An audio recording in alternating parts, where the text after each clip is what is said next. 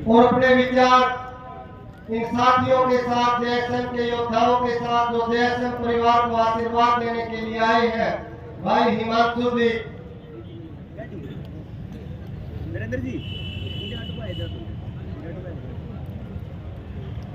सम्मानित मंच और सामने बैठे सम्मानित दोस्त, सबको नमस्कार, सबको राम राम।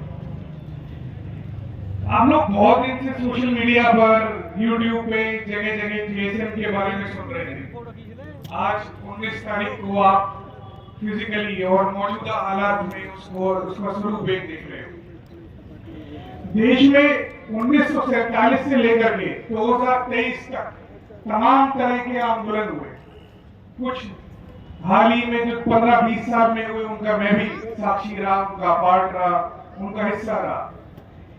आंदोलन एक लोकतंत्र की बुनियाद है। जिस तरह से लोग मिलकर लोकतंत्र को बनाते हैं, उसी तरह से आंदोलन, अगर एक डेमोक्रेसी या लोकतंत्र या जनतंत्र या प्रजातंत्र में हमें जीना है, तो आंदोलन उसकी एक नींव है। सन 1857 से लेकर 1947 तक इस 200 साल की अंग्रेजों के साथ लड़ाई में, अगर हम उस टाइम पर, उस समय पर अपने देश की आबादी 10 से 15 करोड़ के तकरीबन आते हैं, उसका आकलन करते हैं, तो उसमें से सिर्फ 2% लोग देश की आजादी की लड़ाई में, फ्रीडम स्ट्रगल में हिस्सा ले रहे थे। बाकी 98% अपने घर में ही बैठे थे। ये आप वही उन 2% का डीएनए हो जो यहाँ पे सामने बैठे हो और यहाँ स्टेज पे जो बैठे हैं, वही 2%। हमें कभी ये नहीं सोचना कि वो नहीं आया या उसको भी बुलाया था, वो पहुंचा नहीं। अगर इतने ही सारे 100% लोग आ जाते तो हम अंग्रेजों से 2 महीने में आजादी ले लेते। वो 2% 2 साल तक लड़े, तब हमें आजादी मिली। सिर्फ हमें वो 2% जमा करने हैं, उसका एक बड़ा हिस्सा आप यहाँ पे मौजूद हो। एक कहानी के थ्रू मैं आपको कुछ मैसेज देने की कोशिश करता हूँ। एक अंग्रेजी की थ्योरी है, उसका नाम है वेबलिन इफेक्ट। रोम एक कंट्री है, एक देश है यूरोप में। वहां पर एक जूलियस सीजर नाम का एक छोटे लेवल का नेता था, पॉलिटिशियन था।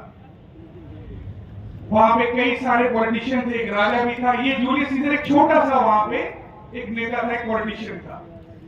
रोम के पास चारों तरफ समुद्र था और उस टाइम पर समुद्री लुटेरे डकैत बहुत हावी थे।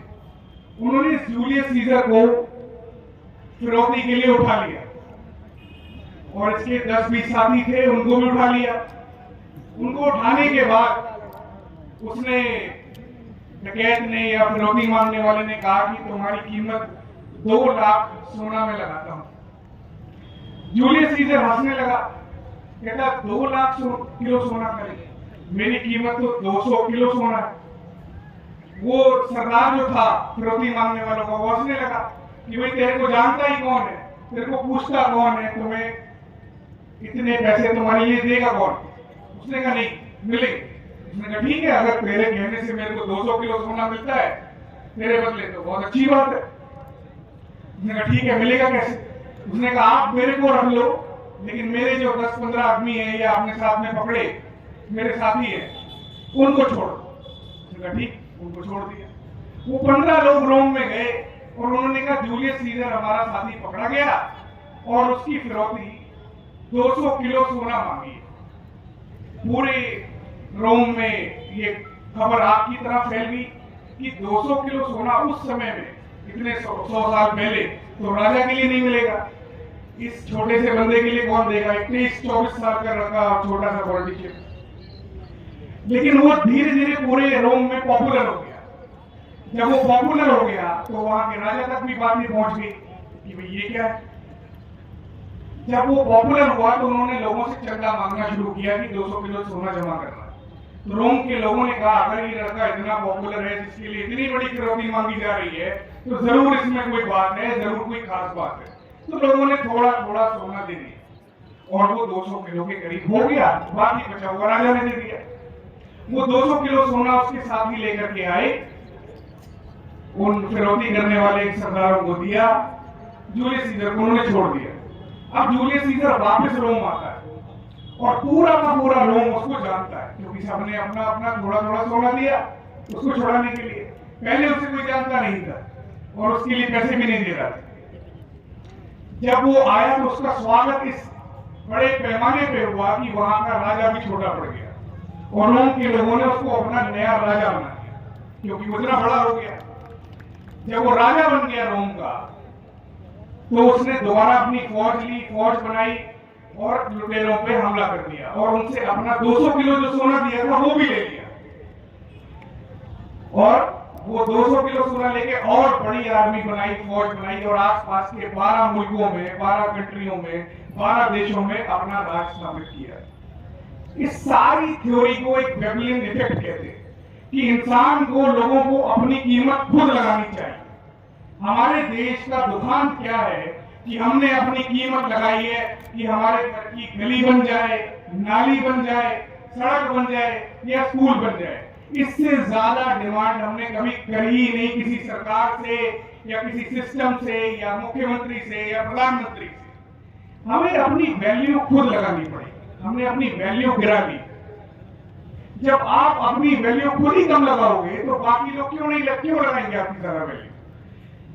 तो हमारे में सबसे बड़ी दिक्कत जो है वो हम अपनी वैल्यू सही नहीं लगाते।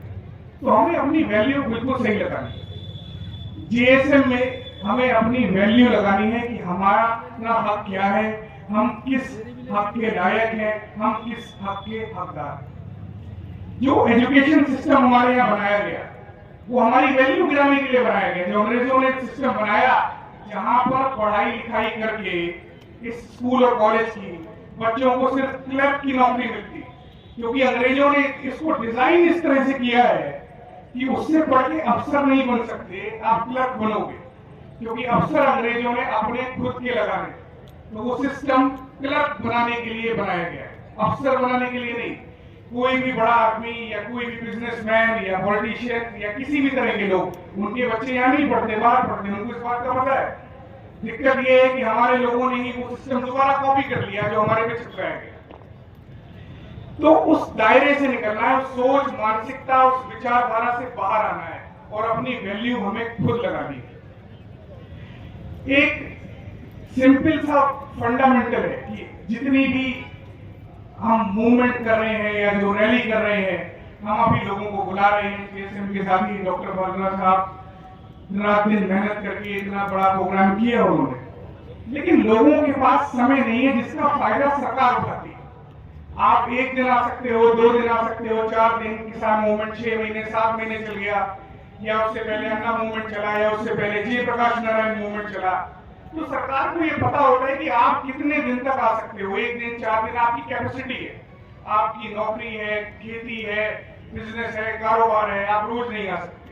तो हम एक ऐसा सिस्टम बना रहे हैं कि आप अपनी जगह पे बैठ के, आप अपने काम पे, अपनी नौकरी पे, अपने खेत में, अपने बिजनेस में, वहीं पे बैठ के हर एक आंदोलन का पार्ट बन सकते हो और उसमें अपनी हिस्सेदारी इंश्योर कर सकते हो। मैं इसी के साथ ही अपनी बात को खत्म करते हुए डॉक्टर मौलाना साहब को बहुत बहुत धन्यवाद बोलूंगा, जीएसएम की सारी टीम को, जो एक सामाजिक सोच और वैचारिक बदलाव की तरफ बढ़ रही है। ये वैचारिक बदलाव देश को जड़ों तक बदलने की ताकत रखता है। जय हिंद, जय भारत।